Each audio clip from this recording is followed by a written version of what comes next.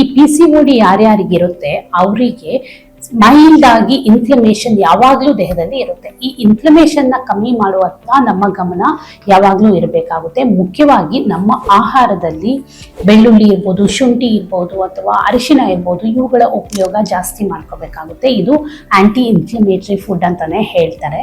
ಇನ್ನು ಇದರ ಜೊತೆಗೆ ಒಮೆಗಾ 3 ರಿಚ್ ಆಗಿರುವಂತ ಆಹಾರವನ್ನ ಸೇವಿಸಬೇಕಾಗುತ್ತೆ. ಅದರಲ್ಲಿ ಫ್ಲಾಕ್ಸ್ ಸೀಡ್ಸ್ ಬರುತ್ತೆ, ವಾಲ್ನಟ್ ಬರುತ್ತೆ, ಇನ್ನು ಮೀನು ಬರುತ್ತೆ, ಮೊಟ್ಟೆ ಬರುತ್ತೆ. ಇಂಥ ಆಹಾರಗಳನ್ನ ಜಾಸ್ತಿ ಸೇವಿಸಬೇಕಾಗುತ್ತೆ. ಇದು ಒಮೆಗಾ 3 ಪ್ರಮಾಣವನ್ನ ಜಾಸ್ತಿ ಮಾಡುತ್ತೆ. ಆ ಮೂಲಕ ಇನ್ಫ್ಲಮೇಷನ್ ಅನ್ನ ಕಮ್ಮಿ ಮಾಡೋದಕ್ಕೆ ಸಹಾಯ ಮಾಡುತ್ತೆ.